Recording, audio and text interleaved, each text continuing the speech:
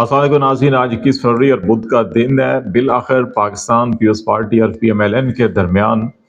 सियासी मुआहदा हो गया और जो इक़्तिदार का पावर शेयरिंग फार्मूला है उसके ऊपर दोनों जमातों ने एग्री किया है। और ये मुआहदा किस अंदाज में हुआ,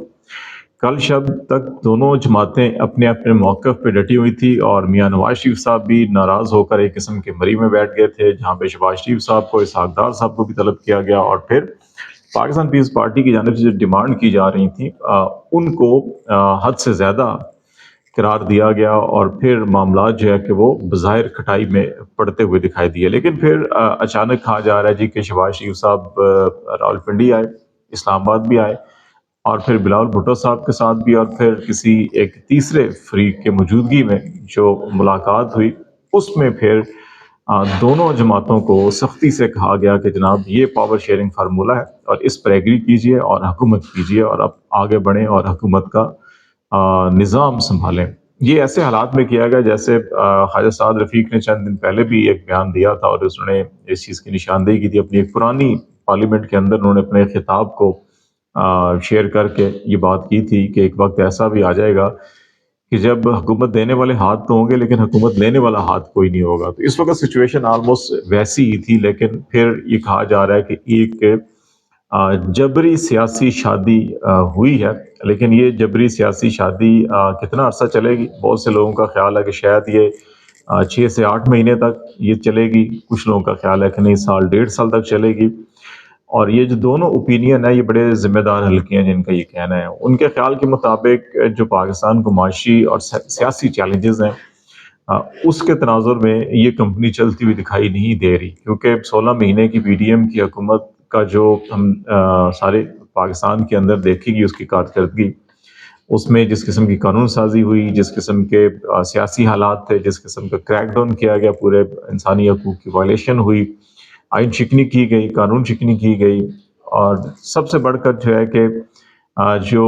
इलेक्शन को जिस किस्म के इंतखाबी जो शेड्यूल होता है कॉन्स्टिट्यूशनल फ्रेमवर्क के अंदर, उसको सारा का सारा बिगाड़ के रख दिया गया था। फिर मईशत में जो कुछ हुआ, महंगाई जितनी बढ़ी वो अपनी जगह पे, और फिर इंटरनेशनल जितने भी इन्वेस्टर थे या डोनर थे उनका जो कॉन्फिडेंस था वो इस हुकूमत के ऊपर नहीं था। तो अभी भी ऑलमोस्ट वही सारे चेहरे होंगे, वही सब लोग होंगे, वही सारी जमातें होंगी। तो फिर कैसे ये कॉन्फिडेंस हासिल किया जा सकेगा कि जबकि इस साल ही $7 अरब पाकिस्तान को अदा करने हैं, पे बैक करना है और कोई 20 से 22 अरब डॉलर का जो फाइनेंशियल गैप है वो पूरा करना है। तो ऐसी सूरत में मामला आगे नहीं बढ़ते हुए दिखाई दे रहे। तो इसलिए लोगों का ख्याल है कि ये कोई ज़िद कह लें या ना कह लें,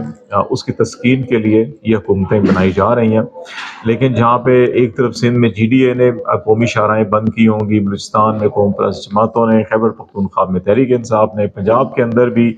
एक तरफ जो है कि पुलिस और इंतज़ामिया क्रैकडाउन कर रही होगी PTI के खिलाफ, दूसरी तरफ जो है कि मुख्तलिफ सड़कों के ऊपर एहतजाजी मुजाहरे हो रहे होंगे।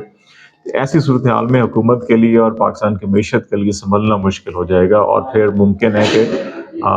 रवा माली साल का जो ये ख़त्म हो पीरियड, जून के अंदर बजट हो और फिर जुलाई के अंदर शायद उस वक्त तक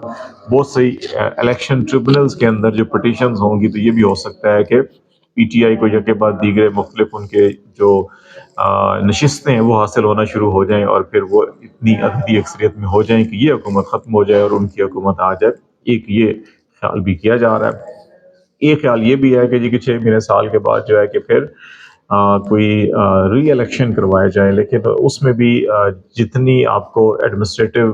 फोर्स चाहिए होती है, जितने इंतजामात करने चाहिए होते हैं, जितने आपको फाइनेंसेस चाहिए होते हैं, वो काफ़ी मसले मसाइल होते हैं। तो इसलिए वो से लोगों का ख्याल है कि ये शायद जुलाई अगस्त तक जो है कि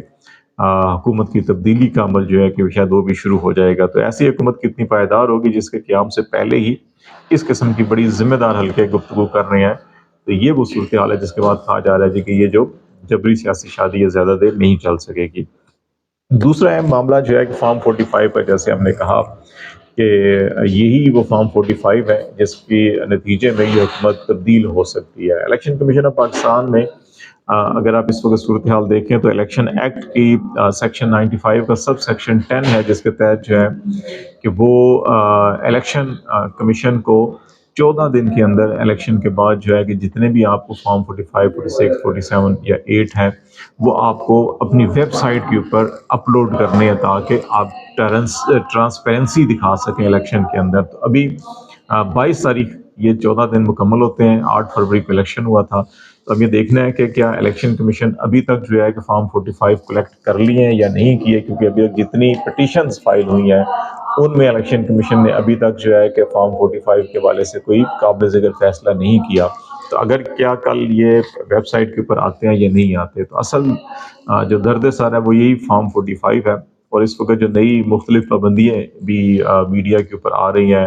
اور خاص طور کے اوپر یہ پی ڈی ایم کی حکومت جو بننے جا رہی ہے, ان کی طرف سے جو فرمائشیں آ رہی ہیں اس میں یہ ہے کہ فارم 45 کو جو ہے کہ وہ ڈبیٹ میں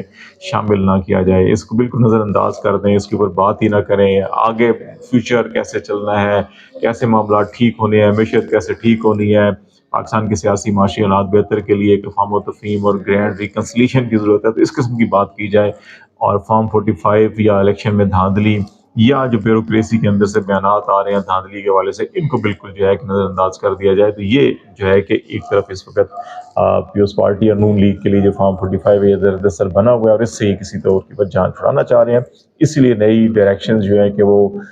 میڈیا کو بھی دی جا رہی ہیں. اور پھر ابھی کیئر ٹیکر فیڈرل کیبنٹ نے ایک نئی جے ٹی بنائی ہے جس کے اندر additional director general F I A اس کی سربراہی کریں گے, I S I, I B, NADRA, P T A کے لوگ اس میں ہوں گے. اور یہ جو ہے سوشل میڈیا کے اوپر جو الیکشن کمیشن یا سرکاری افسروں کے خلاف اس وقت کمپین چل رہی ہے, اس کے خلاف ایک نیا جو ہے کہ کارروائی کا سلسلہ شروع کیا جائے گا. اور اس کا بنیادی مقصد بھی یہ ہے کہ الیکشن کے اندر جو دھاندلی کے حوالے سے گفتگو ہو رہی ہے اس کو کسی حد تک جو ہے کہ روکا جا سکے. لیکن اس سے زیادہ جو خطرناک چیز ایک اور ڈیولپ ہو رہی ہے وہ یہ ہے کہ جو سابق ڈپٹی اسپیکر بھی رہے ہیں پنجاب کے واسق قیوم, ان کا اسٹیٹمنٹ اب پبلک کیا گیا ہے. جو انہوں نے 9 مئی کے مقدمات کے حوالے سے 164 کا اسٹیٹمنٹ ہے, اس کو جو نیریٹو بنا کے دیا گیا وہ یہی تھا جی کہ یہ چیئرمین پی ٹی آئی کے خلاف اور زوم میٹنگز کے اندر یہ طے ہوا کہ ان کو اریسٹ اگر کیا جاتا ہے تو فوجی تنصیبات کے اوپر حملہ کیا جائے اور فوج کے اوپر پریشر کریٹ کیا جائے. موجودہ آرمی چیف اور سابقہ آرمی چیف کے خلاف جو جتنے بھی نیریٹو ہیں اس کے تناظر میں ہے. اس خود بیان کے اندر بڑے تضادات ہیں. ایک تو پرویز الہی جیسے سیاستدان کے بارے میں کہا جا رہا ہے کہ انہوں نے بھی اینٹی اسٹیبلشمنٹ میں رول کردار ادا کیا ہے اس کے اندر. تو یہ بیان اگر اس کو ہی اتنا مستند سمجھ لیا جائے جتنا اس کے اوپر شادیانے بجائے جا رہے ہیں, تو پھر کمشنر راولپنڈی کا بیان جو ہے وہ مستند کیوں نہیں ہے؟ اگر کمشنر راولپنڈی کا اعتراف جرم وہ کہتا ہے کہ میں نے خود یہ کام کیا ہے, الیکشن چوری کیا ہے, کس کے کہنے پہ کیا ہے وہ سیکنڈ پارٹ ہے, لیکن وہ یہ کہہ رہے ہیں کہ ہم نے یہ کیا ہے سارا کچھ, تو وہ اعتراف جرم کر رہا ہے. لیکن اس کو کہا جاتا ہے نہیں یہ ذہنی مریض ہے, اس کی جو ہے کہ شاید کچھ مسئلے مسائل ہیں. تو اگر سرکاری افسر جو ہے کمشنر ڈویژن کا سربراہ ہوتا ہے کہ وہ اعتراف کر رہا ہو تو اس کو ذہنی مریض قرار دیا جاتا ہے. اور ایک سیاستدان